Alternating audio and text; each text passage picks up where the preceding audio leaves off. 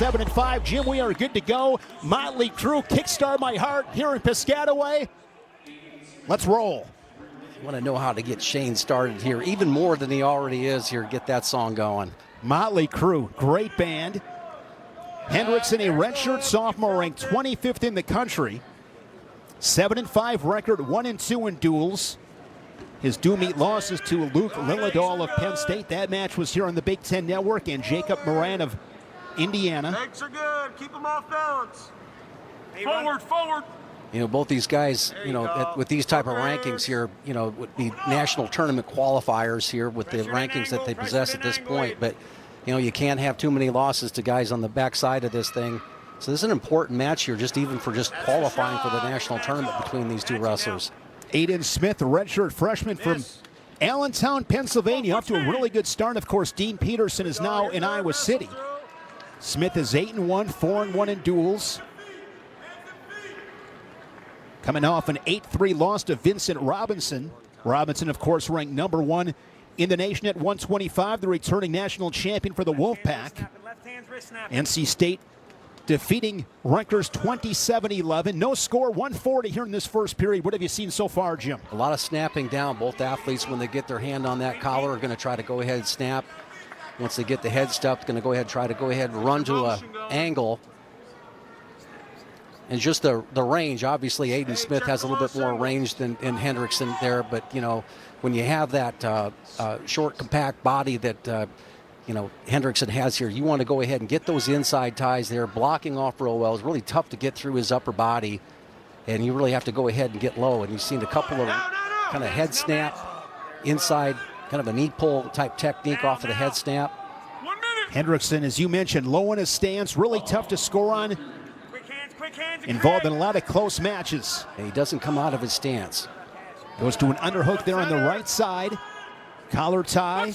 Down to 50 seconds here in this first period. Scoreless with Hendrickson and Smith. Top 30 matchup to kick things off here inside Jersey Mike's Arena. Another phenomenal crowd. One of the top arenas in the country in terms of attendance. Aiden Smith, Jim, a 2-time Pennsylvania State champion, 4-time placer at Notre Dame Green Pond. Great career. Beast of the East champion. He wrestled in the Pittsburgh Wrestling Classic. And he's really having a hard time get through that head-hands defense here. You can see the upper body strength that Hendrickson possesses. And that just natural wrestling at that low height that he's able to do. He's using that to his advantage. Front headlock position there for the Sooners. Short time in this first period. And we are scoreless after the first period. Scott Goodale took over this Rutgers program back in July of 2007, the winningest coach in program history. On his staff, Joe Pollard, Steve Minich, and Mikey Labriola as well. 240 dual meet victories for Coach Goodale. He said he's really excited about this team, a lot of fun. These guys are working hard, but of course you find out more about your team once you get into that meat grinder Big Ten schedule. Yeah, and they're not only that they're wrestling a team that's kind of like they said before, in their weight class, so to speak, so it's really important that they hold serve here. Now, quick escape there by Aiden Smith. We'll see if he can go ahead and get any offense going here. Then it's got to start with getting the tie that he wants. Inside collar tie, a little more purpose right there with his tie. Smith this season, Keystone Classic champion. Picked up his first dual meet win for Rutgers last season on Valentine's Day. Beat Caleb Wind of Michigan State 4-1 in sudden victory. Had a really good redshirt campaign. He was 12-4. He's got the early escape here in the second period. Majority of this match has been wrestled in the neutral position. Neither guy with a real legit scoring attack up to this point. As you said, Jim, just a lot of hand fighting, collar ties, snaps, ear to ear. Yeah, and you can hear that Coach Goodale's trying to get him to keep his hands moving here. Now you see him coming inside, not get frozen on a particular tie. And you can tell that Smith is having difficulty here getting underneath. You see that Hendrickson almost got to his corner there on a little go behind there, but caught a little underarm spin to get back to a neutral position. Down to 40 seconds here in the second period. And there is going to be a takedown for Hendrickson. The Sooner takes the lead 3-1. And now he'll get to work on top, see if he's able to finish this period on top with a half a minute to go. that was so well done here by Hendrickson because he went to the other direction and it just got a little easier. So he was able to go ahead and do a quick little elbow pass. And I know you're a big fan here, Jim, as he's looking coffee grinder. Well, actually, it's a head lever, Shane. It's been around. It's been written on the cave walls, all right? So just remember that. Inside wrist control here for Hendrickson. And after giving up that escape, he will get a takedown, and he's going to stick to Smith to close the period. 3-1, the Sooner with the lead to the third. And here's that adjustment that he made. Yeah, going to the other side, just off the underhook that time, caught the edge of just the toe right there, was able to run it down. But his previous attacks, maybe 3-4 of them have been to the other side. And this time he hit the underhook to that side, and it got a little easier. Hendrickson, as we begin neutral here, third period, coming off a 2-2 weekend last weekend at the Cliff Keen in Vegas. Earlier this season at the Tiger Style Invite, he was third place. He was 4-1 on the day. Oklahoma second at the Tiger Style Invite behind Missouri in the team standings. And Hendrickson taking a gap year after high school. He was the starter in 2024 at the Big 12s for Oklahoma. Redshirted last season, and he's up by 2 here with 90 to go in regulation. Yeah, and he's doing a good job of keeping his own balance right now. You know, moving forward when he can, taking the inside tie, now working off that underhook again. What can Smith do, Jim, to get to the legs? Well, he's been wrestling high the whole match, all right? He's got to go ahead and take a little bit more risk now at this point in time. But you can see he's about a half head taller, and he's been really frustrated when he goes ahead and lowers his level, all right? You can see that, Hendricks is prepared to down block. So he's really got to really put some risk out there and just shoot. Hendrickson, solid job keeping territory. He's been moving forward. No stall calls on Hendrickson as he's working underhook. And he's not getting caught leaning into his opponent in this situation, so really good at holding a lead. Smith with just 40 seconds. You'll hear me say it every broadcast, you got to begin that sprint. Yeah, and that sprint looks like, maybe you just got to go ahead and shoot and see what develops off of that. You come into the collar tie, but just shoot. Try to make some adjustments. There's a long shot. Maybe you can go ahead and improve his position from here. You don't want to get caught down there. Time hog. Yeah, looking for maybe a stalemate here. Hendrickson wants to keep you in this position. OU just likes right where they are right now. Works that front headlock, and now Smith able to clear the tie, but final seconds in this third period. Second period takedown is going to be the difference for Conrad Hendrickson, the redshirt sophomore. Picks up the win in Piscataway. Now 8-5 on the season, 2-2 in dual meets. A good start for the Sooners. Yeah, good condition there. Hendrickson did a nice job with his offensive attacks. A little misdirection going the other way with his attack. Good match for the visiting team here to get started at 125. Dylan Shawver, a 3-time national qualifier, over 20 wins in all 3 of those seasons. Remember, that was a wild match, Jim, a couple years back in that 2024 Big Ten final. He beat Dylan Ragusin, then went to Kansas City, placed 7th to earn his first All-American honor. And Dylan Shawver early, Jim, got a cradle locked up. This could be 6. This is all kinds of trouble for Carter Schmitz. It is, and he's got his lock right there. He's collecting back points there. This could be a quick fall. Nope. Carter Schmitz able to fight off his back in that cradle. It's going to be 3 takedown, 4 near fall, and an escape in 40 seconds. And take a deep breath, Jimmy. It's 7-1. He comes right back to his feet, though. That was a heck of an escape off that cradle. Looks like 3 near fall, not to 4, so 6-1.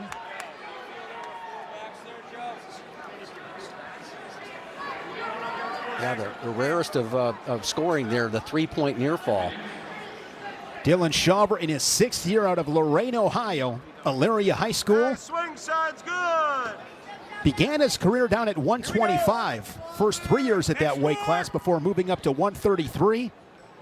Keep putting up points. Yeah, he's a tall drink of water here for 133. Right hand's hard. He just got his knee a little bit close to his chest on that shot, and then Shawver comes right back into a shot. Talking to Coach Goodale this morning, he said when it comes to Dylan Shawver and most of these Scarlet Knights, you got to keep attacking. Increase the attack rate. Don't stand around. Don't be in close matches. Widen the gap. Put the foot on the gas. And he said with Dylan Shawver, he wants to see Shawver get that dog back in him because he's a dog. When he's right, he's as good as anybody. Well, he's got great balance. He can catch anybody on his back, as we just saw. He's You know, it's one of those things where if he can go ahead and keep the pace of the matchup, he's an excellent scrambler and he's really good in the top position. Seems to always end up on top. So why wouldn't you want a high-paced match? 6-1 score. Shawver, the quick takedown, the cradle for some near-fall points. I was a little surprised there that Shawver really didn't try to finish that technique. There's a sweep single there by Schmidt. And what you don't want to do in this situation is give Schmidt a little bit of confidence that he can push you around a little bit. Dylan Shawver, phenomenal career there in Piscataway. If he stays healthy, he should surpass the century mark and career wins. Another nice double leg, quick finish. Second takedown of the match, and it's 9-1 for the Scarlet Knights. It's a darting takedown there. Just lowered his level first and then darted in there on that double leg. You know, I like that technique. It's a great selection. Attacking above the knee, right at the knees here, and going for both legs. You know, when you're wrestling a tall, lanky guy like that, you attack one leg, he cuts the corner on you, and all of a sudden you're in a little bit of problem, and that leverage doesn't work for you anymore. You know, there's probably 4 or 5 inches of difference in height. So what do? You basically keep him from cutting the corner by looking for 2 legs. If you can get to 1, obviously you can get to 2 in these situations. Good selection. Big first period for Dylan Shawver, 9-2. Shawver last season, 22-11. He was 6th at the Big Tens. Went to the national tournament as a 10 seed. Nothing here. Head of the way. Head of his neck. Shawver lighting things up early with 9 in the first period. He got his offense going early. Yeah, cuts the corner. Now he drives back into him. See how he drives right there, Shane, off of that right foot? All right, that collapses. You know, your opponent right there, able to lock up that cradle. 3 swipes, lower level, good down blocking here. It comes right into both legs, and that was right after he had trouble finishing on the single leg. He goes to 2. Shawver wants to stay on his feet, gives the escape. Now it's 9-3. Mentioned last March, he was the 10 seed, lost to Sean Speidel of Central Michigan, and he won 3 straight matches.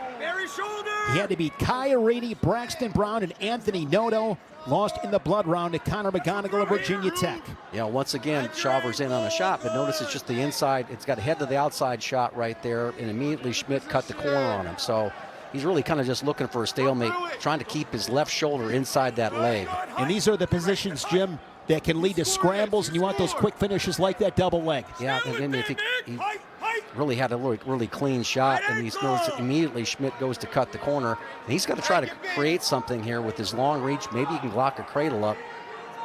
You can see that Shawver senses that. Now driving through, gets the hand across to the double leg. Great chance of scoring here. He's got an opportunity to shelf that left leg of Schmidt up on his right thigh. He'll score. 52nd second period. Shawver looking for another takedown. How does he finish it here, Jim? Yep, he's got to try to slowly move into him up on his chest. It's pretty delicate here. Now good maybe hips. Yeah, good hips there. Good job by Schmidt. And just you can see the range that this athlete has, because he was dead to rights there in that position, and great flexibility. Schmidt Gets a stalemate out of it. Redshirt sophomore from Belgrade, Montana, a 4-time placer, 2-time state champ, coming off a 3-2 weekend in Vegas. Oklahoma finished 6th as a team. We're neutral here with 25 to go in the second. Well, you got a good mic on Scott Goodale. It said doubles or carries, all right? Doubles or carries. So he knows what he's talking about there as far as, you know, the way to attack a guy like this that cuts the corner real well. Doubles or carries. 10. Steve. There it is right there. Double leg attempt. Wizard defense from Schmitz. Head up. Not able to quite drive through it. Schmidt trying to create a little bit more head position. You know, Schmidt's been game in this match. Hasn't backed off a bit. Was really a bad flurry. That's been the difference. Yeah, and that quick takedown he had with the double leg. That was a 6-point scoring sequence early on for Dylan Shawver.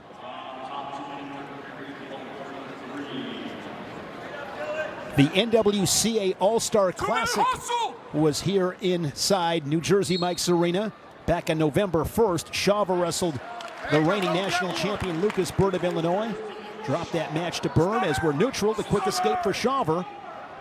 Riding time and on factor. Shawver up by 7, looking for bonus points here at 133. Like the way he set up that elevator action there, kind of a little faked forward a little bit and got Schmidt to follow him and then hit that little elevator up into a quick escape. Head in the way, Shaw, when he comes. Minute and a half remaining. There's a shot, but good defense there from Shawver. Yeah, a lot of times able to stay square. It's usually a shame. A lot of times, what you know, we were talking about that last match. Okay, you can't get anything going because the guy's pretty compact and low to the ground. Just go ahead and shoot and see if something opens up. Take some risk. Shawver with the leg attack, but crunched underneath that tall frame of Carter Schmidt. Yeah, and I think right now you just got to try to roll with him a little bit, see if you can get something to end up in your advantage here. Nice job by Shawver. When your head goes down like this in a scramble situation, you got to pop those hips into him, okay? All right? Steal it. Time ticking away on Carter Schmidt. Yeah, there he comes up really well out the back door. Doesn't really have anything yet. That's a good sequence there. Situation right here for Carter Schmidt and Dylan Shawver. Team points on the line here with 30 to go in the third period. Shawver looking to turn the corner as the scramble continues, down to 25 seconds.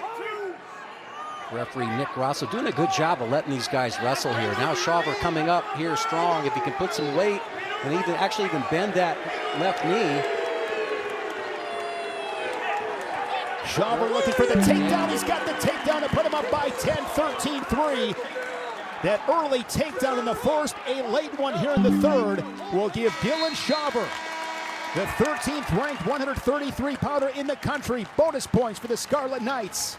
Boy, that was a great job of limping that leg out. It looked like Schmidt had that leg elbow deep, and it looked like he wasn't going to be able to free his leg out. You see a lot of guys settle for stalemates in that situation, but got the crowd fired up. Dylan, and he's been a really good fit here in Norman. Yeah, I tell you what, he was at the Minnesota program, and of course that's where Roger Kish was from. That's where he did his undergrad work here, being a couple-time All-American and second and third in the country. So I think there's some identification there and some familiarity here for him to come and wrestle for his coach, who's a gopher as well. But he's a guy that can go ahead and control ties and all that stuff. Now, you mentioned before, he's up a weight class. We haven't seen him at this weight class, but he looks really solid at it. And, you got to take advantage of some of your physical gifts. Build a style off that that'll be effective at this next weight class. And sometimes you get kind of offset a little bit, not used to the range and the power of your opponents when you move up. But he kind of looks the part right now. He's filled out really nicely for the weight. Big night for the Big Ten. Fernando Mendoza, Indiana University, the Heisman Trophy winner, the first Heisman winner since Troy Smith of Ohio State won the Heisman in 2006. Mendoza, the second Indiana player to finish top 5 in the Heisman voting. Anthony Thompson was a runner-up back in 1989 to Andre Ware of Houston. Tyler Wells a takedown, leading at 3-0. Nice. I mean, this story in Indiana football, Jim, might be the best sports story in the last 100 years. What Kurt Signetti has done with that program, I mean, you just can't even put that into any kind of context. Well, his ability to project his own confidence in what he does,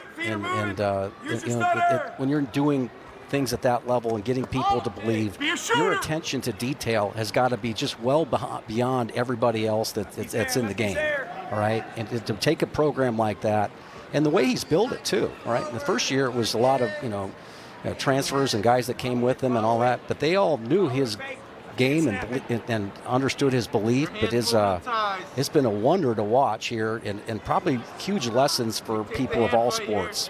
One of my favorite quotes, I win, Google me. 45 seconds to go in the first. Wells with a takedown.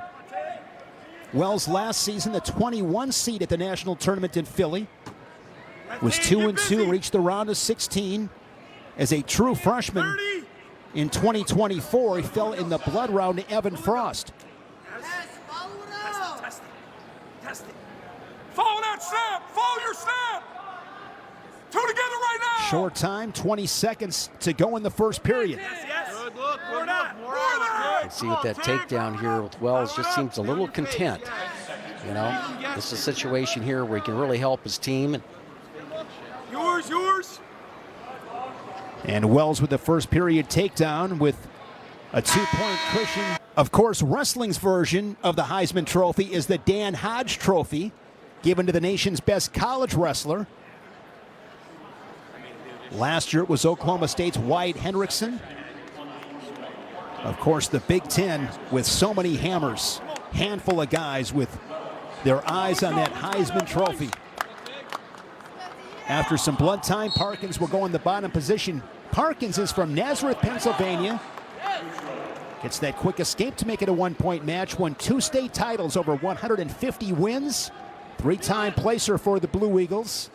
And this is the first dual meet of his career, a special night for him, repping that Scarlet Knight singlet in a dual meet for the first time. Good, both sides of the body. Yeah, you can see Parkins here. He wants to, you know, you just don't want to go down here just getting your couple escapes here and know that this match is being settled on the feet. You got a nice quick escape here. What is your go-to shot? Because you got a minute 24 here to get an answering shot. You got a nice inside collar tie. Drop it and go.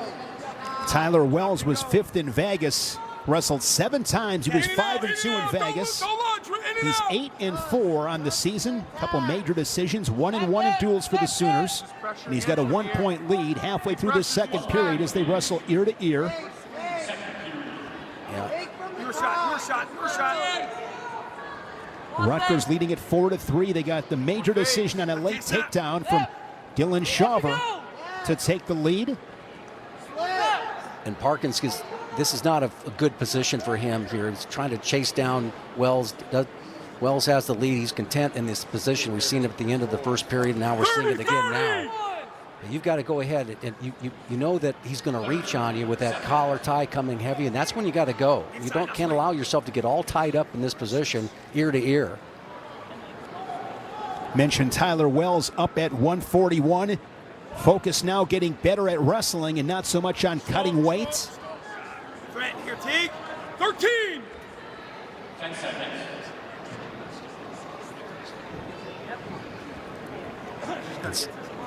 It's a 1-point match to the third. Looking at some of the Hodge contenders here in mid-December, Jesse Mendez has been fantastic this season. A bonus point machine, of course.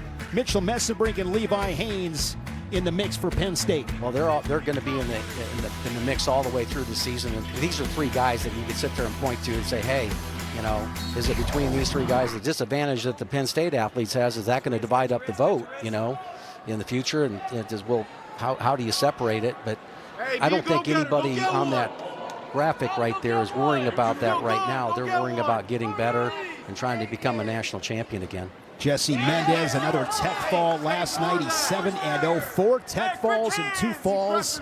He has been dominant, the 2-time reigning national champion. Mendez from Ohio State. The Buckeyes with a nice win over NC State last night. That one on Big Ten Plus. Wells 4, Parkins 2, 123rd period. And there is a stall call on the Scarlet Knight. Go get one. To the legs, Tim. Down on a knee once again, half shot. And once again, Jimmy's tied up in a front headlock and underhook, now where he wants to be. Now where he wants to be, he's getting his head stuffed down here. So Parkins got to try to find a way to move out of that there. You know, but additionally here, if I'm in the Oklahoma corner, I'm trying to get my athlete to get on his offense here. He really hasn't done it. He's been able to take advantage of an athlete that's maybe a little bit less experienced than he is. And he's got to put up more points than this for his team. So Wrestle, swing. Of course, at this weight class for Rutgers is Joey Oliveri, a 2-time national qualifier. Ranked 5th in the nation at 141. He's off to a really good start, 9-0. But tonight, Parkins, the young Scarlet Knight, with an opportunity, but he's down by 2 with a half a minute remaining. And right now, you're not going to hurt your team by just going all committed to try to get a takedown. You can win the match with it right here. Could steal it late. Yeah. First dual meet of his career for Rutgers. And he is hit with his second stall call, so now he needs a takedown and a ride out to send this one to sudden victory.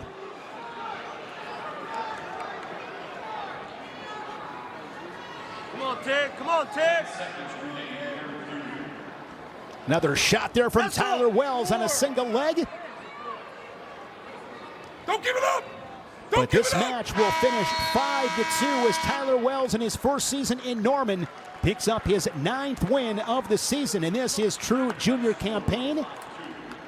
And with that win, Diego Pavia got a wrestling tie with him. He wrestled at Volcano Vista High School in Albuquerque, New Mexico. Pavia, a 3-time finalist, won the state title in 2020 at 195. And he says, you know what? Playing football, I really relied on what I learned on the Resolite. Good stuff. You take your wrestling to other sports. That's what their attitude is. You take that wrestling mindset to other sports, and you're going to succeed. And you'll hear me rant about this, Jim, every opportunity I have. Multi-sport athletes, you're in high school, get involved, play different sports, have some fun. Heck, play in the band, get in theater like you're in high school. Mix it up a little bit, Jim. Yeah, you know, but if you're a 103-pounder, you're not going to go play defensive line, okay? So I should have ran cross country. Yeah. I should have ran cross country. If you run cross country in high school, Jim, you'll steal 5-6 matches in December. You probably with had conditioning. Because you had all the young ladies running after you. That's why you could have been pretty good. Jim, I'm embarrassed to say it. That was never a real problem for me as a 100 pounds. Heck, I was 80 pounds as a freshman. Yeah, that was not a problem. No score, 105 into this first period. Andrew Clark, a 2-time national qualifier. He's 5-3 this season. 2 bonus point victories, 2-2 in duels. Was a runner-up at the Keystone Classic. He fell to Cross Wasilewski of Penn in that final 5-1, and he's just been a staple here in this Rutgers lineup for a long time. Yeah, he's got, you know, the ranking here like he'd be a national qualifier right now, and this is an important match. You don't want to be losing to guys that don't have any numbers by their name, so to speak. And you just see that, you know, when you have an advantage tie, and particularly in these matches, it may only happen maybe 2 to 3 times a match, right? So in your tight bouts like this, particularly these middle weights here. I mean, these two guys, it's clearly stalemate here. Nice job by Nick Grasso to call that stalemate call there. When they're ear to ear like that, heavy on the collar. Here, let's give them another chance to get together here with an advantage tie. But, you know, you do catch that advantage tie. What are you going to do? Can't wait. 60 seconds to go in this first period. Clark, a season ago, 24-15. That was his first season down at 149. He's wrestled 157 and 165. He was 6th at the Big Tens and was 1-2 at the national tournament as a 19 seed. But, I mean, this guy has done it all. When I talk about 157 and 165, I'm talking about seasons at those weight classes, not just a match here and there. He's scoreless with the redshirt freshman from Norman, Oklahoma. Hollingsworth was a 3-time state placer at Edmond North, one of the premier programs in Oklahoma. And these are the kind of guys, Jim, that Roger Kish has to get to Norman. Yeah, you're right. Exactly. He's got, you know, he's trying to build back a program that has, a huge tradition, you know, and wrestling is better when OU is doing well, you know. And no score after the first period. Hey, confidence. Hollingsworth with the choice.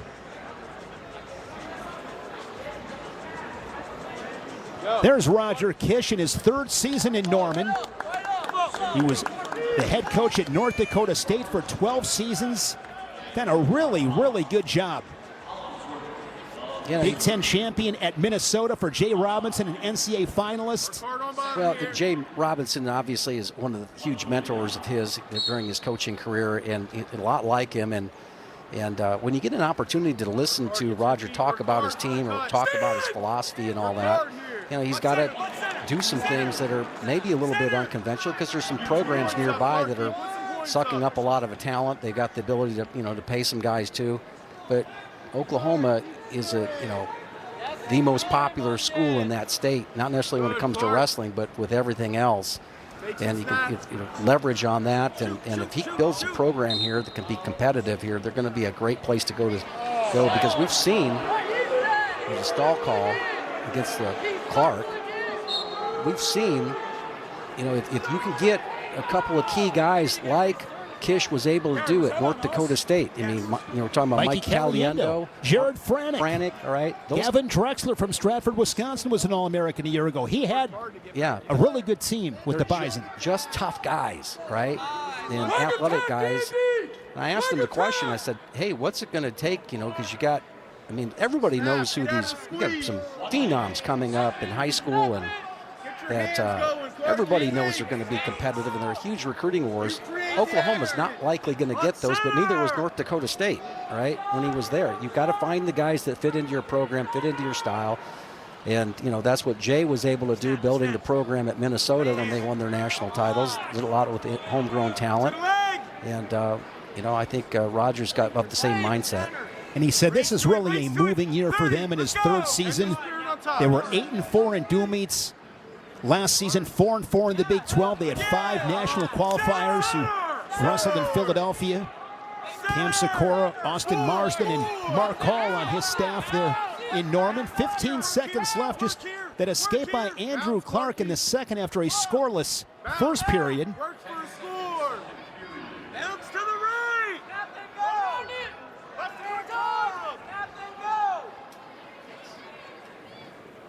Yeah, but when you talk to him, you get a very cerebral approach to what he's trying to accomplish there at Oklahoma. Very calm, well thought out. Reputation speaks for itself. Nice mat return right there on the edge. Check out the mascot getting a little camera time. The Scarlet Knight is in the house. Coffee grinder right there from Andrew Clark. Oh, come on, please.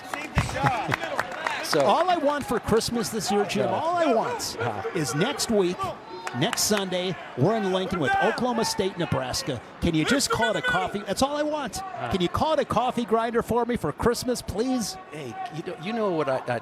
Decades of wrestlers who have used this move, all right, are just shuddering right now because you've named their move after a kitchen utensil. That's just not fair, all right? You know. What's next? Cheese grater? I like that too, especially being a Wisconsin guy. What is your favorite name of a wrestling move? The Metzger. Okay. You know what I like? The cement mixer. Yeah, those are good That's too. a great name.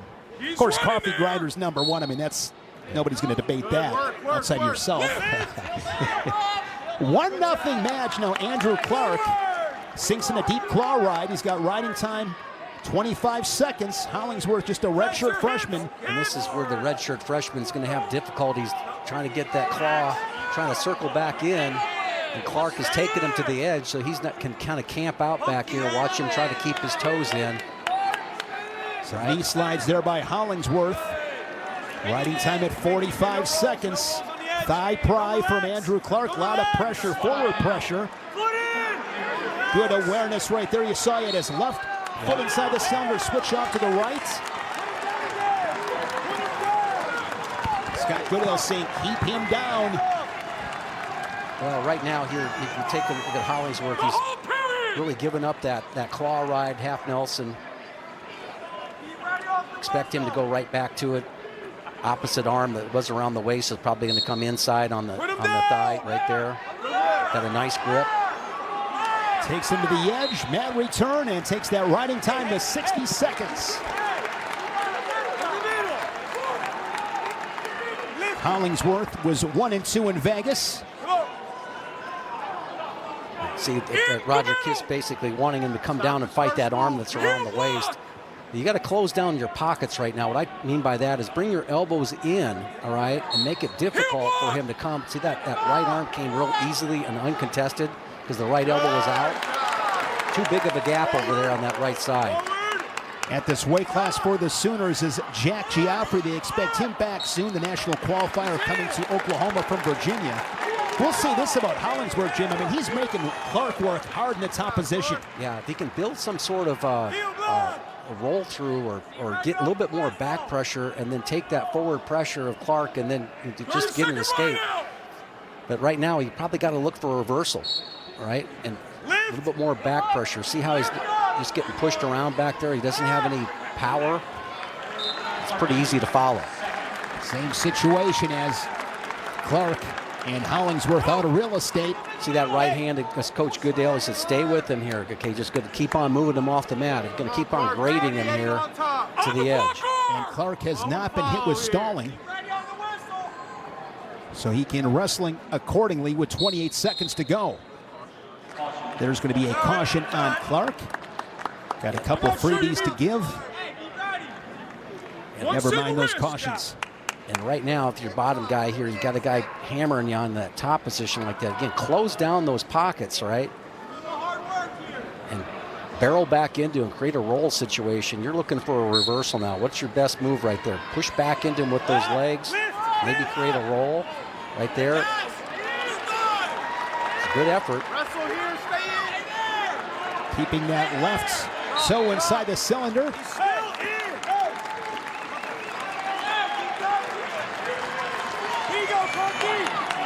Both these teams wrestle tomorrow. Oklahoma will wrestle Ryder, and Rutgers battles Drexel. It was a scoreless first period. Clark with an escape in the second. Gets an escape. Too little, too late. The riding time point the difference. 2-1 in a hard-fought victory for Andrew Clark. Now 6-3 on the season, as this one has gone back and forth in the first half, and Clark and the Scarlet Knights reclaim the lead. Nice job by Clark, riding tough in that third period. That's tough to do sometimes. This time of year, you're not used to go ahead and putting that full ride on him for as long as you can. Beautiful job of coming back and swinging back, and it anticipates the roll through. Love that. White gets the first takedown here in this first period. 3-0 lead. Right him! Use your legs! Run through You know, one! you just knew something was. He let you come to your feet too quickly there. This is too easy here. I got to be aware of what's going to be happening here right next. And right there, when Schneider tried to come through the roll through, what did he do? He sprawled, got his feet back here. Great job of hiding the ankles. Putting a hard ride on the Sooner. Riding time at 30 seconds. Anthony White began his career at 149. Was a national qualifier in 2023 at 149. Last two seasons, bumped up to 165. Last season, 15-12, now at 157. So he's been all over the place as well, where the team has needed him. Yes, get it! Good breakdown. He's got that left wrist. Yeah, he got the elbow tight to the body right there. Nice job by Schneider coming back up. Surprised he wasn't able to collect that wrist with the right arm there, but now you can see that Schneider's covering the fingers. You hear that? Somebody yelled, "Get him a pillow!" Right? That's what We've heard that one the before. hospitality you get here. Fans are great. They are. At Rutgers, always are. Passionate fan base is White. That tight waist, Get your bar! wrapped all the way around, and he's got that riding time over a minute already. Gets the takedown, and 5 seconds away from the ride out here in the first. And here's that really good anticipation you spoke about earlier in securing the takedown. Yeah, he got to his feet right there. You can see it, that Schneider kind of gives in that position, and now I'm going to go down, and I'm just going to anticipate the roll through right there. It actually wasn't as you could see that coming from a long distance away, particularly when he went to his hands right in that position. But so many times you see guys that I mean, the only thing a guy can do is roll through and they get dead on their feet. A lot of times all you got to do is let go of the leg and sprawl and go behind. So that'd be something I'd be working on all the time in my room. I kind of got a room, though, in my head. This time of year, Jim, mid-December, yes you do. What are some things mid-December in general you're paying a special focus to? Well, this is what's unique about this season here was the national duels, where a lot of these teams got a chance to go ahead and go at it. So that's your big hammer event here. And then Cliff King was a little bit watered down probably because of that. But, you know, you want your guys to get through the semester and have a good, semester academically and make sure that they're finishing strong there.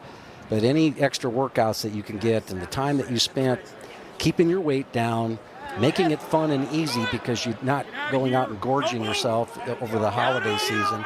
But then work on those little things that kind of keeping you tied up. You got some guys now that have a little bit more experience and really walk into that second part of the semester here with a lot of momentum here and enjoy what you're doing. You only get a short period of time to go ahead and do this in life. Let's go out and do what you can, see what you can accomplish. Speaking of the Paycom National Duels, it was just an awesome event. It was mid-November this season. It was announced this past week that event will be in Tulsa once again inside the BOK Center, but it's going to be in mid-December. The Paycom National Duels. Awesome events. 25 seconds, second period. This year won by Ohio State. It was an all-Big Ten final. Ohio State over Iowa. Speaking of academics, Jim, Anthony White, two-time Big Ten Distinguished Scholar, three-time NWCA Academic All-American, and three-time Academic All-Big Ten. Getting it done with the grades as well. And Anthony White, ranked 26th in the nation, will take a 3-point lead to the third. Yeah, he'll go down in this position, but again, we talked about before, he's in an opportunity, right, get a quick escape. He's already got, 126 of riding time, so he can go ahead and collect that. But if he can go ahead and collect a couple, escaping a couple takedowns here, gets a big team point. A lot of momentum going into the second half of the meet. Heard Scott Goodale from the Rutgers corner yelling, you get 26 seconds to get one. Wants to keep that riding time intact.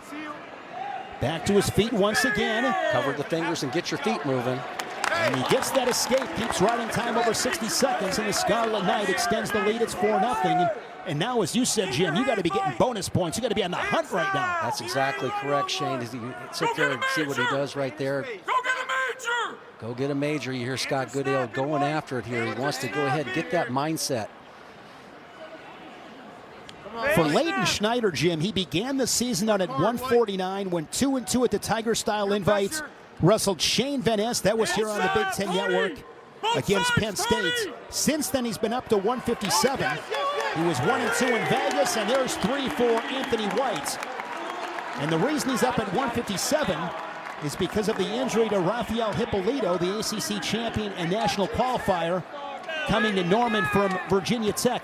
Roger Kish got some really good transfers. Yeah, he did. I think that's going to continue to happen for him at that program, but focusing on this duel here right now, White, is he going to go ahead and get a new start?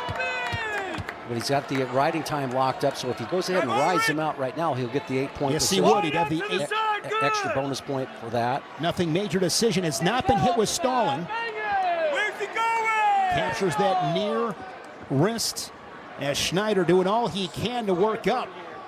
But Anthony White has been a blanket on top. Team point on the line with 15 seconds to go as we scrap here at 157. Schneider works to his feet. Gets a little high on that grip. But White knows exactly where he's at, the mat awareness. There's a stall call, but White is going to take that. He's got the riding time point and an 8-0 major decision. Now 7-3 on the season. The redshirt senior from South Plainfield, New Jersey. Great response there by White. Doing what he needed to do to secure that major decision, get the extra team point. Freshman, couple of young guys scrapping here at 165, 11-6. Rutgers with the lead. And this should be a lot of fun in the second half. Some big-time matchups. Burkett from Watertown, Minnesota. Watertown Mayer High School was a 2-time champ, placed 5 times. And he is working a 2-on-1 early. I tell you what, see 2 young guys coming out in an important meet like this. Let's see if they fire away here, really get on their offense. The one thing that you could say about the last, besides the Shawver match, you didn't see a lot of guys, going out there and getting after it here early in the matches. So see some fakes there by Ford from Rutgers here in the black singlet here. Nice job by Burkett here, basically doing a lot of down blocking. I misspoke before, Jim. Vega, of course, he's at 141 with Hardy, so that's an actual matchup. Yeah. That'll be a great dual meet next Sunday in Lincoln. And remember, the last time those two teams met, it was 8-2. So it was, what do you think about that? It just kind of speaks to how great of a tournament the national championship was for the Nebraska Cornhuskers, finishing second last year. How many All-Americans? Nine All-Americans, all right? Everybody. It's one of the best performances I've seen here as far as wrestling above your seeds, by any team here, And we've seen some great performances over the years. So work through the position. A little bit hard to come back and be at that form right away. Ryan Ford, 4 times at Bergen Catholic in New Jersey, was top 4 at the New Jersey State Tournament. Of course, 1 class there in the Garden State. No score, 2 minutes into this first period. Burkett, collar tie, and an underhook on the Scarlet Knight. You see Action. both teams just seem to not be able to get out of this ear-to-ear position and not doing what they can. Now you see Burkett going down to the wrist a little bit there. I think that's a good thing to do here. Had a little bit of control there when he had the wrist, able to peel it off. Get it. Good hook. Ford this season 4-0. All duels, 2 bonus point victories. Did wrestle in 2 duels last season as a redshirt. He was 11-5 overall during that redshirt campaign. Get him on balance. And there is a roster, a starting spot battle here for Rutgers at 165. Andrew Barbosa, redshirt freshman, he's in the mix as well. Yeah. He'll go tomorrow against Drexel. He's 3-2 this season. Final seconds here in this first period. And Burkett and Ford scoreless after 3 minutes. As we welcome in Dylan Shawver, ranked 13th in the nation at 133 pounds. Bonus points tonight. Dylan, always appreciate getting your perspective. How did you feel about your performance tonight? Get set. Felt great. Every opportunity to go out there, especially in front of our home crowd, is always great. Yeah, you had to make some adjustments in that match if you got to wrestle a guy that has a lot of range there, cutting the corner and all that. But I think you did a great job of getting to that double and some pretty easy finishes. Yeah, no, he was tall, lanky. You just got to get through those kinds of guys, and that's what I did today. Dylan, you're a veteran on this team. You have wrestled inside this arena for several years. What's it like? What's the energy like for you as a wrestler, towing the Resolite in Piscataway? No, it's something I've always dreamed of, coming somewhere and wrestling some huge crowd, and there's Jersey Mikes. There's no other fans than Jersey fans, and I'm just blessed to be here. Appreciate the time, Dylan. Thank you so much. Yep, thank you. Dylan Shawver, Big Ten champion and an All-American 2 years ago. 133, of course. Just a stacked weight class. Lucas Bird ranked number 1. Ben DeVino from Ohio State, undefeated, ranked 2nd. Drake Ayel in the mix from Iowa. He's ranked 4th. The Big Ten at 133. What a weight class, Jim. Yeah, it's just stacked. It'll be fun to watch from the, basically the second round of the national tournament on. You're going to have a lot of key matchups there because, being in this conference, you're going to see some guys that maybe not had the best starts, but they're pretty good. And, those lower-seeded guys Keep that action up. probably get misplaced against some higher-seeded guys, and you'll see what are considered upsets, but really when you look at it closely, they're not.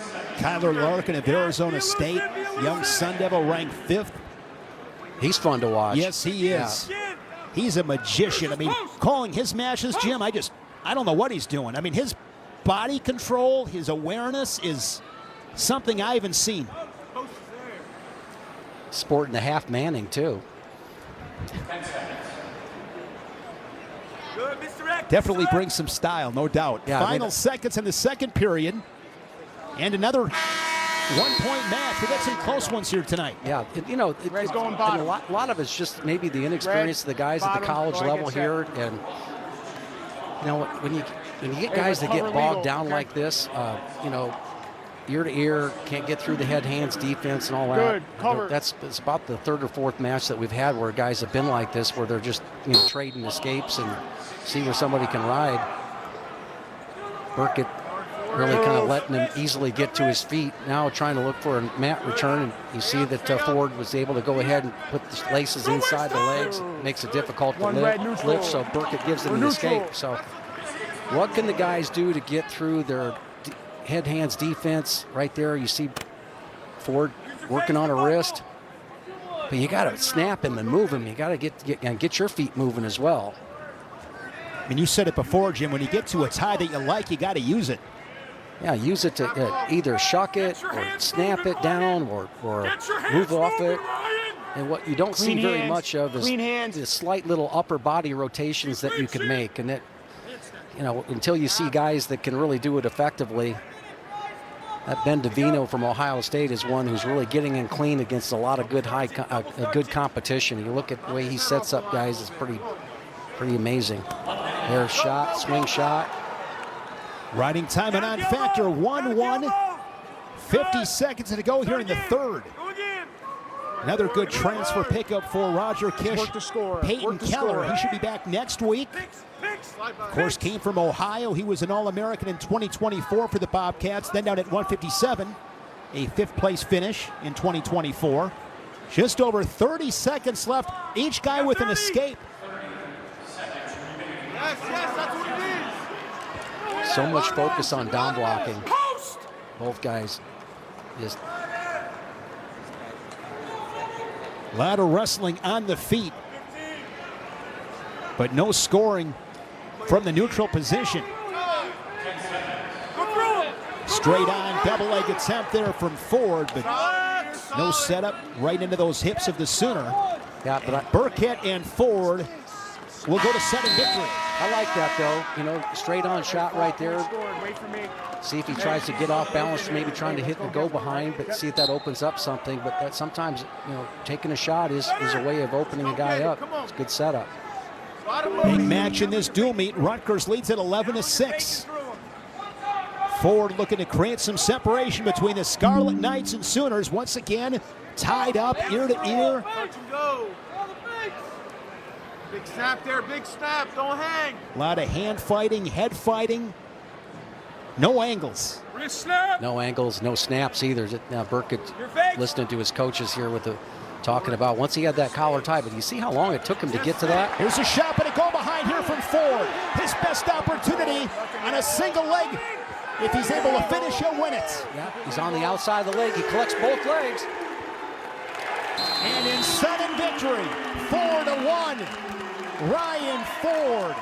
Victorious at 165. He remains undefeated, now 5-0. What did you like about that story? He was a three-time national qualifier for Mark Manning in the Huskers. It is Pinto Power in Piscataway, a fan favorite, Jim. This guy lights it up. He really does, and he likes to put up points no matter if you shoot on him or he looks for something big himself. And what makes him different is that he'll, you know, he gets a tie he wants, he'll explode into it. Lenny Pinto fell in the blood round in both 2024 and 2025. Remember, last March, a Big Ten finalist lost to Levi Haynes of Penn State in that conference final. No score 45 seconds in. And Lenny Pinto, Jim, always looking for something big. This is a home run hitter. Certainly is. And see how he's dropped his shoulder down right there. Schubert, he was looking for a good whip over right there. Didn't quite get the action he wanted. Schubert really impressive last weekend in Las Vegas. He won the Cliff Keen, beat Danny Wask of Navy 5-4 to claim that title. He's 8-3 overall. Great action. That's one of those moves right there. I'm not so sure that Schubert wants to take that straight on high flying elbows up double on Pinto, but now that they went off the mat. You and I last night, Jim, went out for dinner, and I always appreciate those conversations, just being a sponge and listening to things that you talk about in regards to wrestling. And you said about Lenny Pinto last night, if he could hold off just being himself a little bit, he could be a better version of himself. Explain that. Well, just right there, he's just in on he's not looking for anything big. This is a pretty basic move right here. He's got his wrist tied up, got an opportunity to go ahead and score right here. He'll probably look for something big, but look at that finish. And Schubert is so hard to score. I was able to see him last week. He has great defense, extremely tough to score on, super strong. And he's got Pinto with a shin whizzer. 45 to go here in this first period. No control. Such a time hog right here, the shin whizzer position is. Rest on the edge. And right now, what was going through Pinto's mind in that finish is the same thing he's thinking right now. Well, maybe I can cradle him from this position. He's always thinking about taking him to his back. And you know, it's just a mindset that he'll always have here with him, and it's really a huge asset. Down to 20 seconds. They're on the edge in this first period. Top 10 matchup here at 174, and Schubert works to his feet. He's got incredible defense. Yeah. take a look at this finish situation right here where Pinto has trying to keep his wrist free, but he starts moving him. And that's what you got to do in this situation, get him moving up and down. And I thought right here he might be able to just go ahead and settle back, but you know, we saw that opportunity to take him to his back, and he went for the whole thing. Tough to, I mean, that's part of his DNA, man. He's always going to try to go ahead and take you to your back, and if he settled back on those hips, maybe he scores. One of the connections he had to Rutgers was Mikey Labriola. He was a teammate with national finalist Mikey Labriola in Lincoln. A little bit closer to home as well. He's from Stroudsburg, Pennsylvania. There's Mikey Labriola. What a career he had in that Nebraska singlet. You talk about a dog. Mikey Labs was that kind of dog, Jim. He was a stud. Yeah, he had really closed out his career strong. Claw right off the whistle here from Schubert's. Winning that Cliff Keen last weekend, it's the first Sooner champion in Vegas since 2013 when they had 3, and Kendrick Maple, Andrew Howe, and Travis Runtz.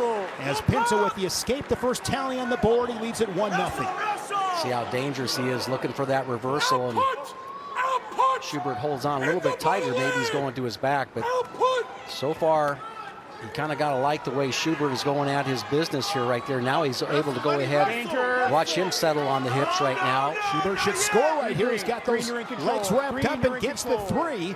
So Schubert with the match's first takedown, he's up 3-1. Just a beautiful job of covering the hips right there. Instead of going up high, right here, comes back down. Comes out the back door, basically not at the back door. He's didn't even have to scoop the bottom leg. Pinto looking for the switch right there.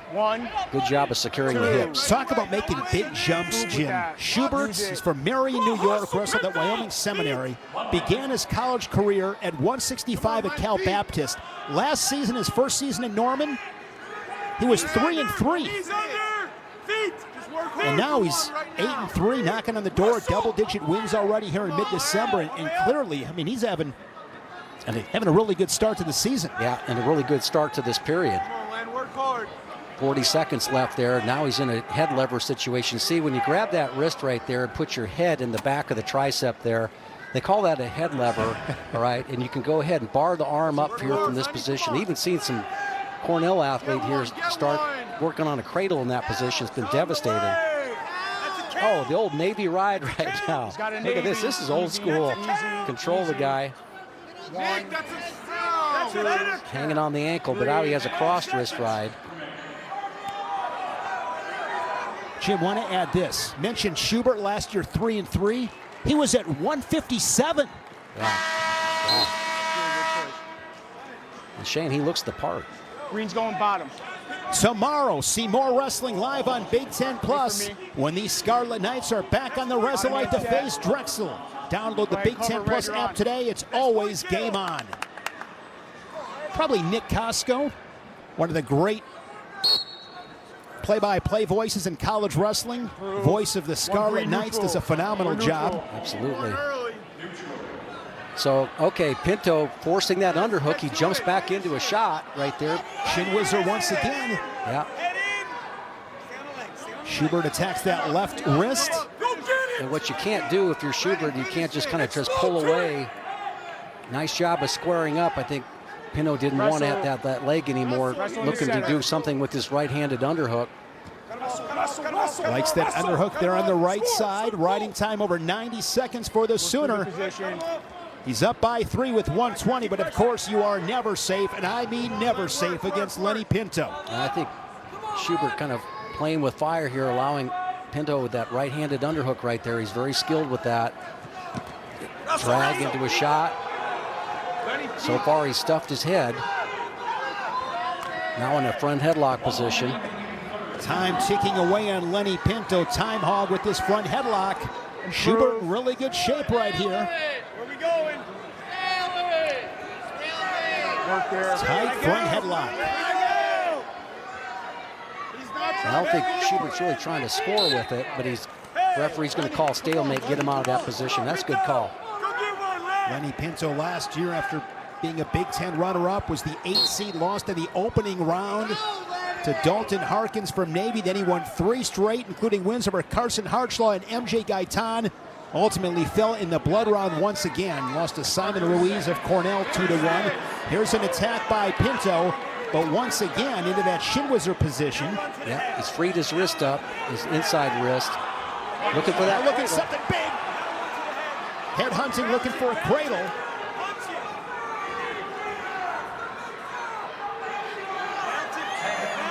Nice job of Schubert staying square with this. Does Pinto have anything left?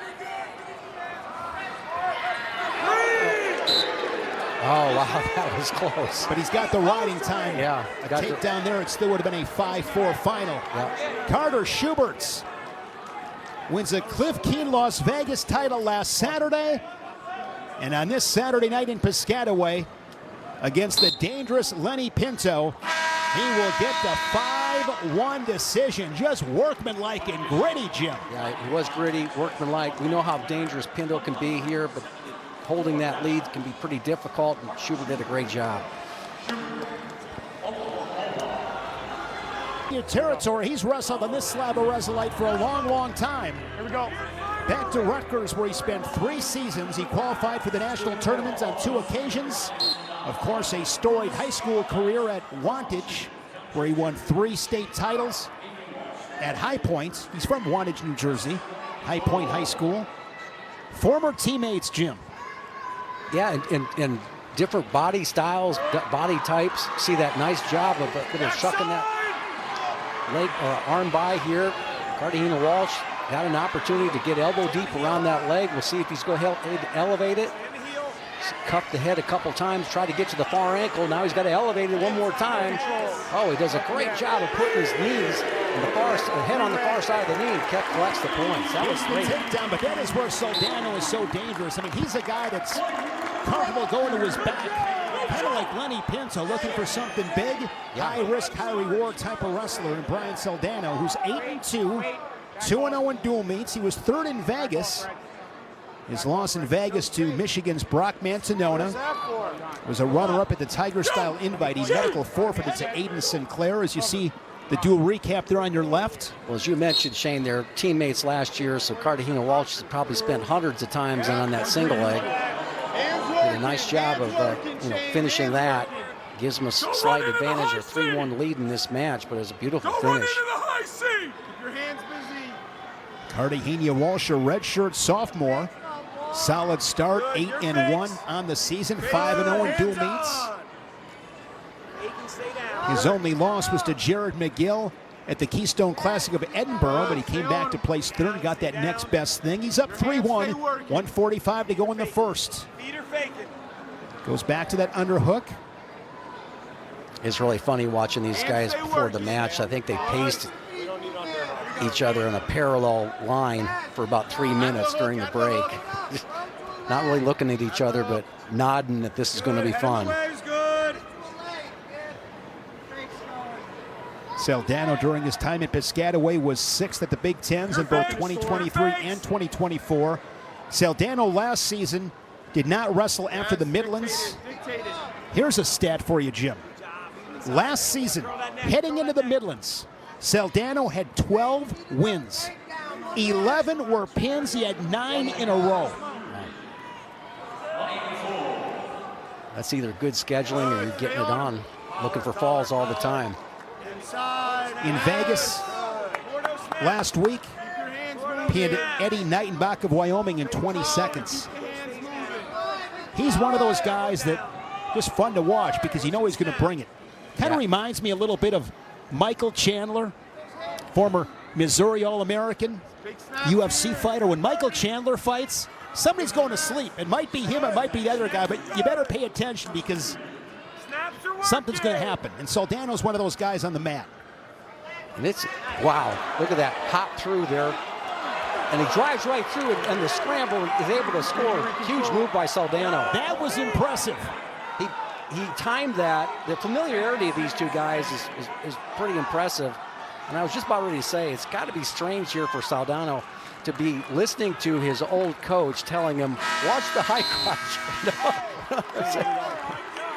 That's a huge takedown. It comes in short time in the final 15 seconds of the period. I got to tell you something. Red, where we going? Red. My junior year, my college roommate goes off to get a job at another school, right? And I had to wrestle their guy, and that's all I heard with the whole time from my roommate was, "Watch the high crotch." It was like, Former teammates Saldano and Cartagena-Walsh in a 1-point match early second period. That was a huge takedown there by the Sooner to take the lead. Short time takedown, finish the period on top. That's how you win tight, tough matches. oh, there's that shot there. Goodale was looking for a single, now into a bear hug. Saldano really got the feet moving on that one. You got to be really, in that situation here, got his feet moving enough to go ahead, block, and get a little head position and square up. Well done. Saldano was a true freshman. Burst onto the scene. He had over 20 wins. Reached the round of 16 in 2023. Qualified once again in 2024. Good run in that Scarlet Knight singlet. Now he's wearing that singlet with Oklahoma across the chest. He's up by 1:50 to go here in the second period. Each guy with a takedown.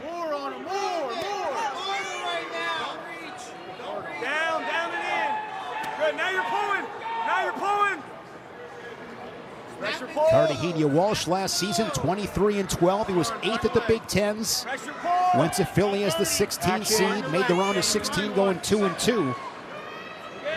Takes a quick glance at the clock. Fake there from Saldano as Cartagena-Walsh goes collar tying the right side. And what you see that you haven't seen in a lot of previous matches, once these guys get on a collar tie, they're moving their feet. They're trying to go ahead and look for a shot. Straight on shot there by Saldano. Here we go, short time. Can he do it again as he closed the first period with a late takedown?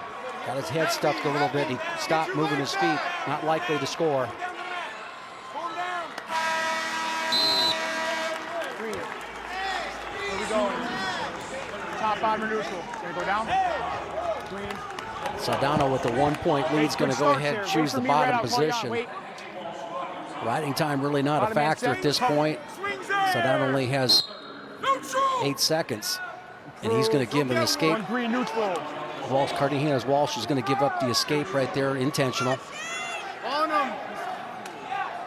High crotch side. Riding time and on factor. 5 unanswered for Saldano. And here's Cartagena-Walsh, single leg once again. They drift towards the edge. Do it in the center. Cartagena-Walsh wants to create some real estate, reaches across, corrals the ankles, and gets the takedown to reclaim the lead. That's just a beautiful job, was, bringing him back to the center. Takes a lot of strength basically to pull him back right here. He's elbow deep, short little steps. See how little those steps are here to bring him back? It's like you're tugging on a rope, Down. Wait for me. Good match here at 184. Gives the escape. There we go. So this match is tied up 6-6. 1:20 to go here in the third. Cartagena-Walsh, you kind of want to go back after the same type of stuff. Here you go. He's been able to score to both sides of the body. Don't force the bad one. Right. Bacon. And if the guy who feels like he's got the best conditioning might just hold position a little bit. Now, nice shot there by Cartagena-Walsh. She's able to go ahead and drop back in. He goes to his knees there and catches Saldano, really trying to rotate back into him, collects both legs. No takedown given yet. And look at the hips there from Saldano. He's able to square up. I've been impressed with his scrambling ability. Well, I think there's a brick out.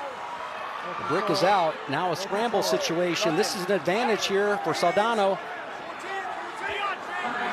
Inside of 30 seconds, Saldano's got an ankle. Both guys with an ankle as they scramble. Late in regulation. Cartagena-Walsh hanging out for dear life. He really is. Now he's coming back the other side. He's just got to hold on right now. He's got to be careful with neutral danger. Saldano, with 10 seconds left, gets the takedown. This one has gone back and forth. It's now 9-6. I believe a brick is out. Brian Saldano comes back to Piscataway and knocks off his former teammate. What a battle. You see the brick? Challenge brick out in the Rutgers corner. And I think it's been out there for quite a while.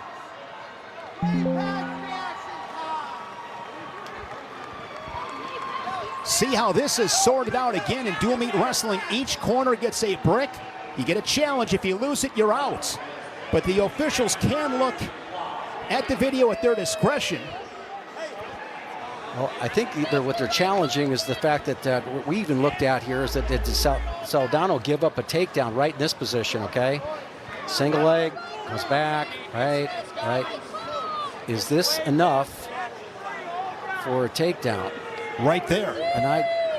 So that's where the brick came in. And then here is how Soldano won it in the end. A late takedown in the first, another late takedown in the third. And at the moment, that's been the difference. Yeah, no question that's a takedown here, but was there a takedown earlier than that? It's so, I don't know how they're going to rule on this one. Another glance at what they are looking at. This is the challenge by Rutgers, challenging if Cartagena Walsh got a takedown. No takedown was awarded. Well, he kind of plants him for a period of time right here. He has both legs collected. He's on both cheeks. It reminds me of Jordan Oliver, Logan Stieber in that NCAA final. Well, that was close to the edge of the mat there when it happened, but this is right there in the middle, and they did throw that brick out there quite a ways, so there's no question they were doing it at the right time. Timely fashion for sure. Yeah, so they can't say that you didn't do it quick enough. Big call coming up here at 184. There's head coach Roger Kish. You see Mark Hall in the background, the national champion for the Nittany Lions, now coaching at Oklahoma. Well, in this situation, he didn't award the points. Really close to it. The call on the mat is upheld. After review, the call on the mat is upheld. No takedown. The call on the mat is upheld. No takedown. Brian Soldano. That's got to feel good for him. Coming back to Piscataway, knocking off his former teammate 9-6. Some great action. And Soldano, he'll remember this for a long, long time as he picked up his 9th win of the season.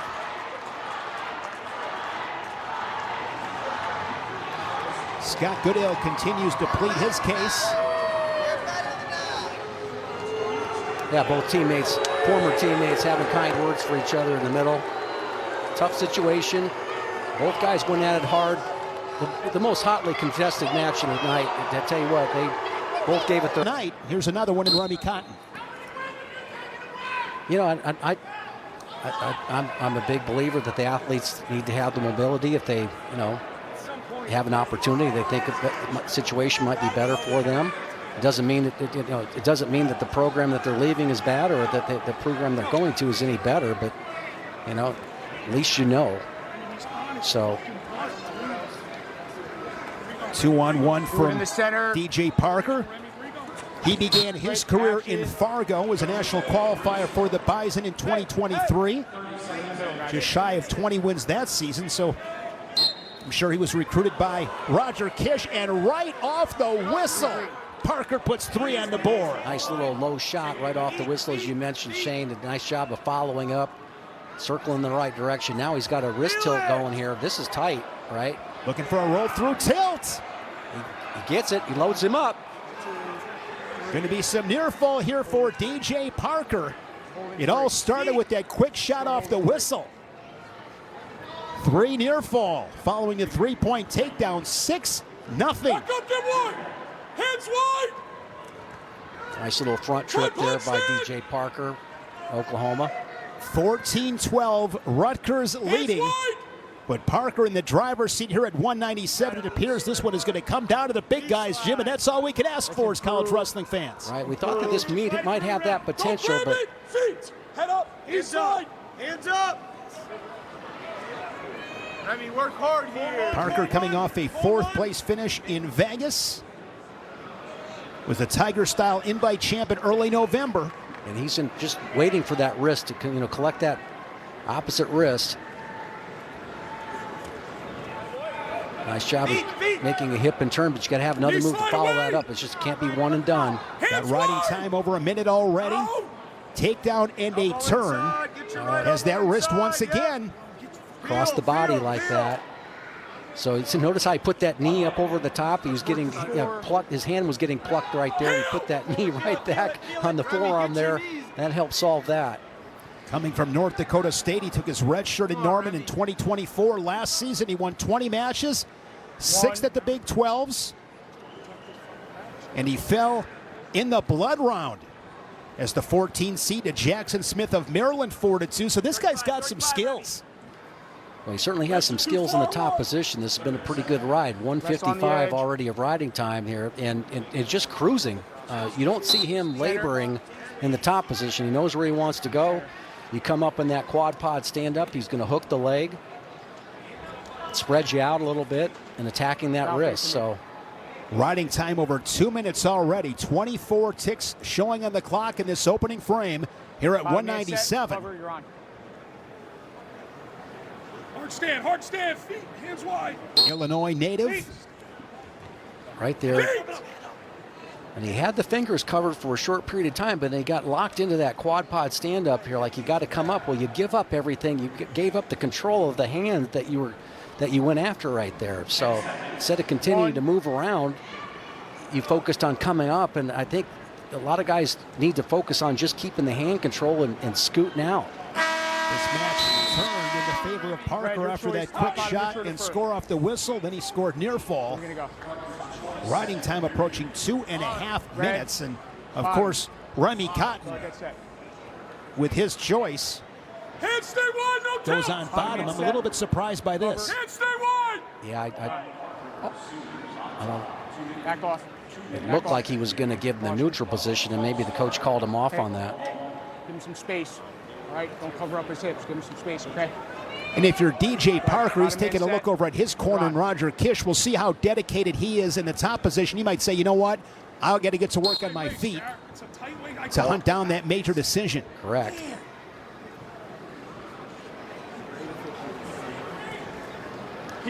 But he does have one turn with that roll-through tilt. Kind of had that off of the takedown. Improve.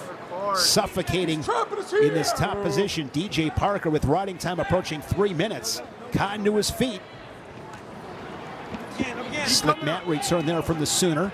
Yeah, there you go. That's a nice little switch right there. Maybe it turns the match around. Now it's 6-2. And the quick escape. Now that's, with DJ Parker's ability to kind of coast in that top position in the first period, and the fact that Cotton wasn't able to put any, make him work in the down position or the top position as much. He's still pretty fresh. Riding time is already locked up, so Parker's up by 6. Riding time locked up already midway through this second period. Yeah, Cotton really having a difficult time getting out of that underhook. There he goes. Getting bogged down. Solid. Juan Mora and Hunter Katka coming up at heavyweight. Yeah, it's one of those situations where you hear your coach yelling solid, it kind of, you're not going to take that shot, not going to go after him here. Sweeps there. Short time in this second period. The Sooner goes back to that 2-on-1. At the elbow. 10 seconds. Don't relax here, head in the fight.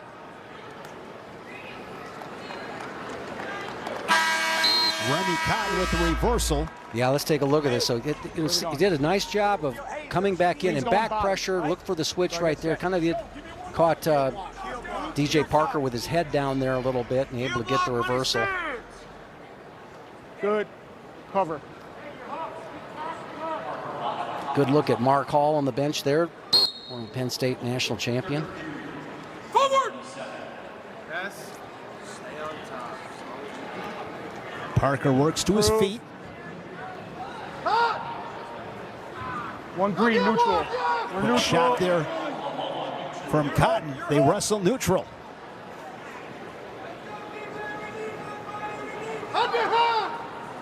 Rutgers leading at 14-12. Fun dual meet on a wintry night in Piscataway, New Jersey. Good crowd here inside Jersey Mike's.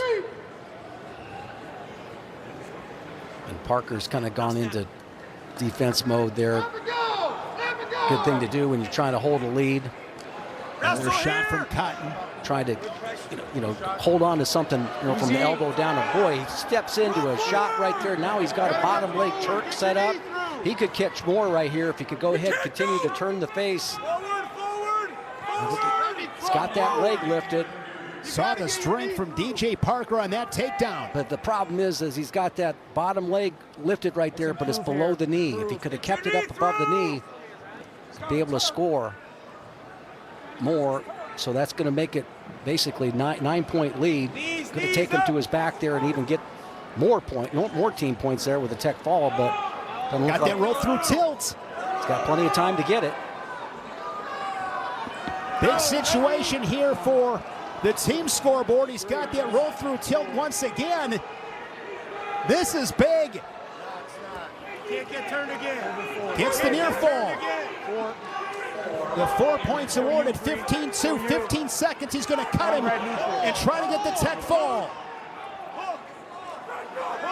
Great job of working for your team. Just great job of working for your team.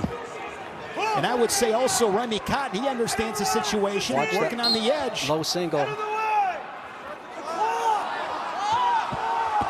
Looking for the tech fall. Final seconds. It is going to be 16-3, a major decision for DJ Parker. That's it. No. Time is out. And DJ Parker picks up his 10th win of the season. And with those 4 points, Oklahoma with the lead 6. Come out in here, barely national qualifying as far as their rankings go, but they're going to play really big in this. This might be the biggest match they wrestle all year. This reminds me of last season, Sunday, January 26th. It came down to heavyweights with Yaroslav Slavakovsky and Luke Luffman. The Scarlet Knight won it in sudden victory, and Rutgers knocked off the Fighting Illini 16-15. This has that kind of feel to it.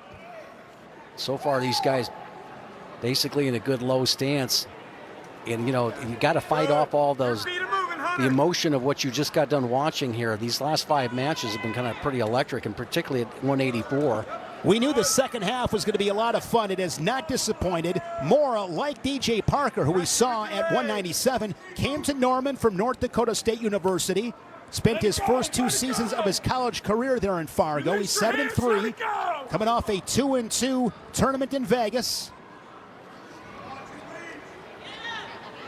And Hunter Katka, 5 seasons at Virginia Tech, where he was a 3-time national qualifier for Tony Roby and the Hokies. Made the blood round in 2024. 5-3 this season.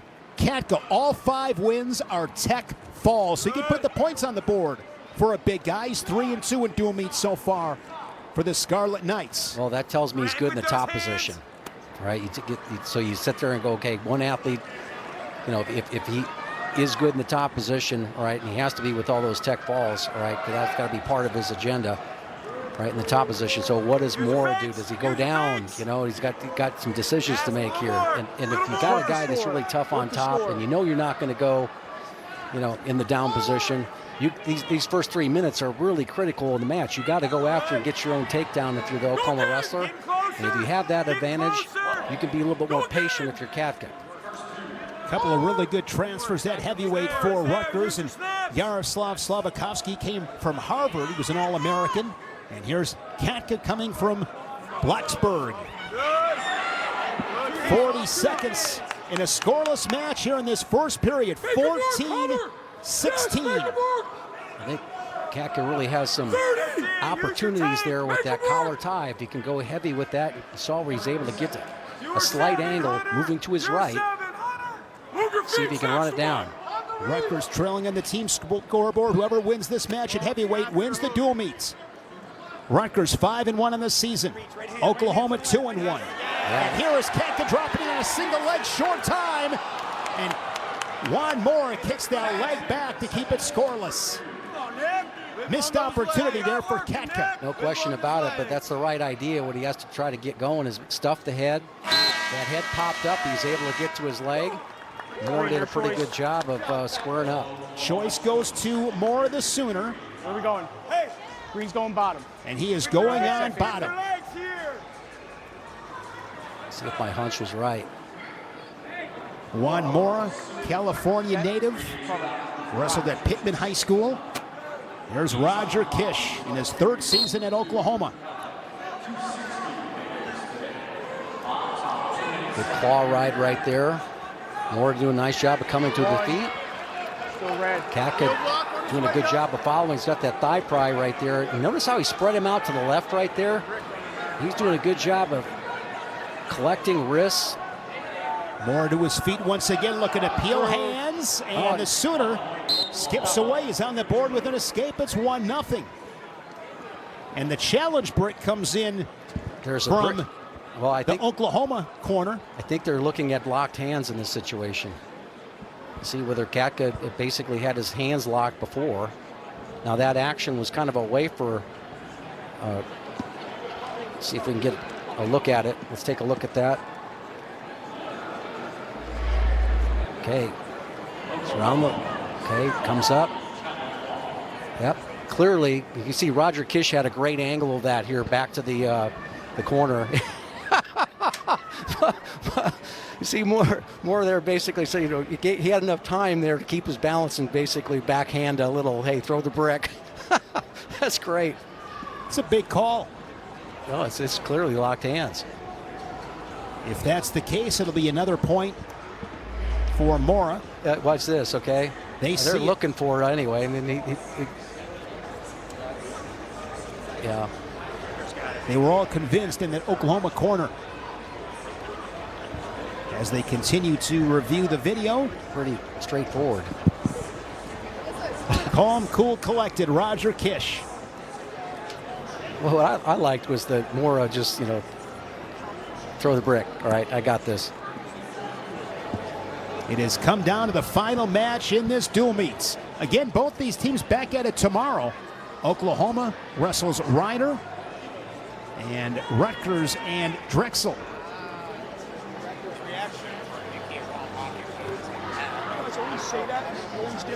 Rutgers and Drexel, that is tomorrow. Can watch that one on Big Ten Plus. There's Mark Hall, national champ at Penn State, as we talked about. He was one of those guys, too, in 2020. Unfortunately, tournament was canceled. Yeah, tragic. Wrestling at the top of his game at that point in time. Like so many others.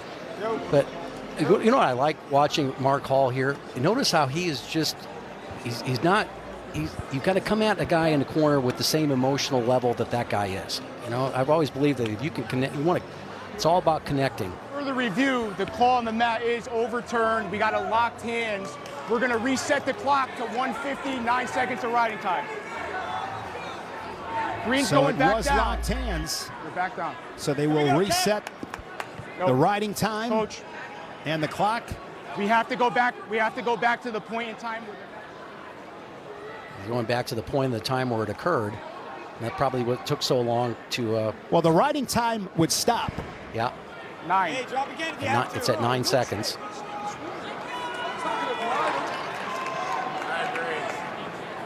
I don't know what's going on here. Now they got 150 up on the board. What's going on? They went to the time of the Hear the confusion from Scott Goodale.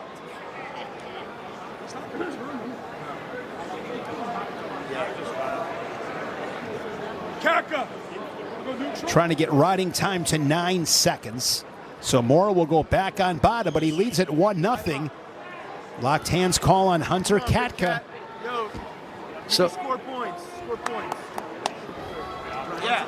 The Big Show delivers highlights, interviews, and complete analysis is coming up next on the Big Ten Network and the Fox Sports app. Of course, all kinds of Heisman talk. Fernando Mendoza, Indiana quarterback, your Heisman Trophy winner, first Big Ten Heisman Trophy winner since Troy Smith did it in 2006. Good. Cover. Shane, I think this delay kind of really helps Juan Mora So we got So 10 he seconds. pops One right green. back up to his feet with a lot of energy there, 15 and seconds has to riding changed the time. way Katka is going to try to win this 14 match. So he's seconds going to to try to riding do it time. on the feet. Look for him to go ahead and come right 14 back to that seconds riding shot. time. Right? He wants to get to that lead leg of We know it's Mora. 14 seconds. Right there, it gets right into it. Here's Katka with an opportunity.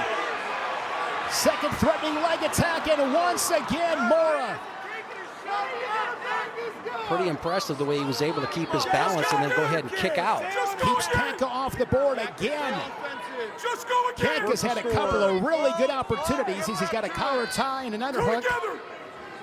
You got to finish those, Jim. Yeah, well, he didn't, but you know, he's still in good position to be able to go ahead and Warning do it. green. Now he takes an ankle pick to the Warning other green. side. All right, a little tougher for Moore to be able to finish against or defend this one. Now he sweeps. Still no points. No points. He's probably not going to get it. He's probably got to ditch it. And that is a stall call on Mora. That's his second one, I believe.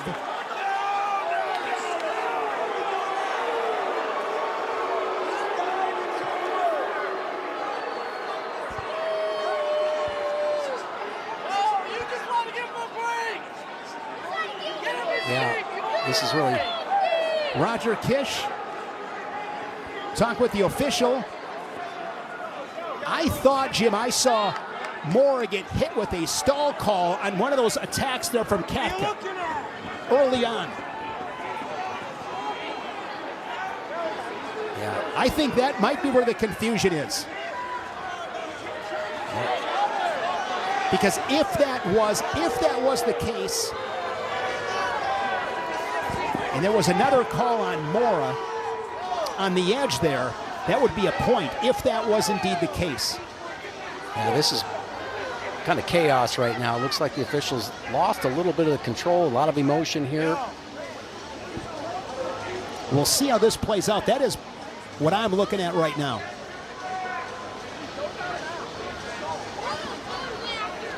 (16-14). Fun dual meet on this Saturday night. Gonna look at Juan Moore and how many deep Uphill. single legs? Got a stall call on green. So there's One no red. yes, that was the second call. I was right. All right, we good? So that The was clock a good, second everything stall good. call on Juan Mora. Well, that's helpful for Katka here, but you know, the question is he's got to try to keep on getting in on that single leg that, you know, he's gone to both sides of the body, and Moore has been able to go ahead and stay on his feet both times and do a great job of kicking out.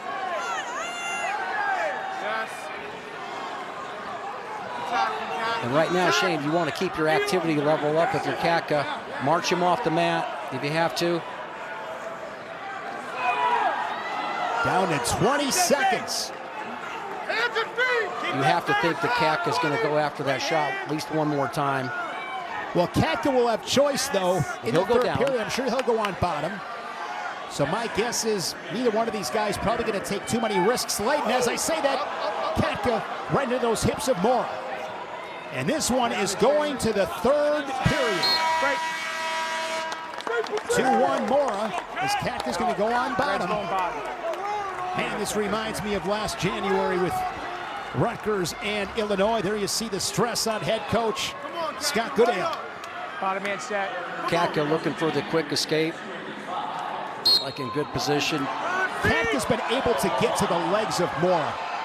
Yeah, but I think just even several attempts are going to allow him to get another stall run here Exactly. too. If that's the case, it'd be another point for Katka. And look at his activity level. He can't really kind of afford to kind of just hang out there in front of him here. Move the head, get to your shot.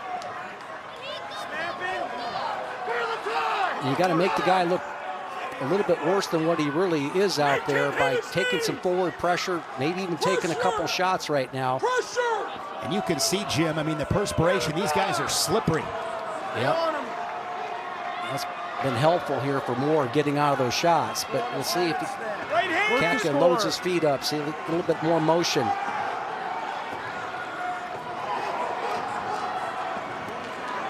.110 remaining here in regulation. Here's Moore with the shots. Counter attack from Katka. The heavy hips from the Sooner. Inside of 60 seconds in regulation. This one is coming right down to the wire. Katka with a collar tie. Stay single side. Got double inside right now. What's he going to be able to do with it? Right now, when you have this type of tie, you got to think that you got to have the advantage. What can he do as far as an attack goes? Come on, Cat. Come on. Make it work. See how these guys play in the final 30 seconds of regulation. It's come down to this. Winner of this match will win the dual meet for their team. 20 seconds left.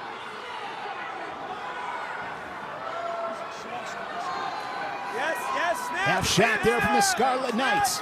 We're down to 10 seconds as they wrestle center of the mats. Katka posts on the head. And it is going to sudden victory. 2 minutes on the clock. Again, sudden victory. Next point wins, and it's worth noting, Mora already he was stalling a couple of times. Yeah, but that last 2 minutes, though, Katka really didn't do anything to kind of press that type of advantage. It didn't take much territory in it, and they spent most of the time around the logo. So Stay off the throat. Stay off the throat. Use feet. Release the hands. Release the hands. and when Moore's looked for a shot, he's looked to that back leg, that left leg. Hard snap there from Katka. Heavy on the head of Mora. Hard hand fight from both these guys. Here's Katka. Had a slight opportunity, a real small window. Now, Shane, if he'd follow that up a couple times with stuff like that, where he got a slight angle and was able to go ahead and drift into him, he might get a warning on him. And that would be a win. Yeah. Katka moving forward. I think that definitely should be the plan. March into him, take some territory. Heavy on the collar if he pushes back. 60 seconds in this sudden victory. Goes back to that collar tie on the right side. He's been here often in this match. Another shot, and quickly, good recovery there from Katka. Good exchange from both guys. But they're lunges, you know, he's lunging, he's going to his knees first. There's that hard snap once again. Katka gets a little extended as he snags a left leg. Yeah, he's got the shoulder, left shoulder's on the outside of the knee. Mora really has the advantage right now. Is he going to look to score? When your head's down, you push your hips into him. Mora trying to come out the back door. He kicks it free, he'll score. And Juan Mora wins it in sudden victory, and the Sooners coming to Piscataway and steal the W.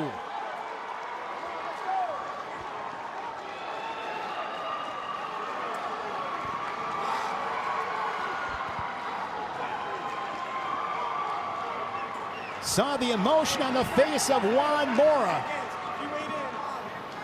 Yeah, Shane, you know, you could sense it with that lunge. You know, he lunged here, never brought his lower body back in when he got the shot right here. Got to the side, lunge, all right? The first thing that hits is your belly, your legs don't come with you. Now you're in a bad position with that left shoulder on the outside.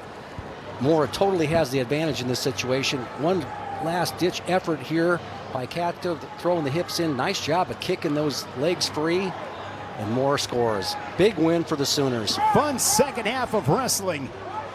Huge wins from Brian Saldano at 184 and Juan Mora at heavyweight.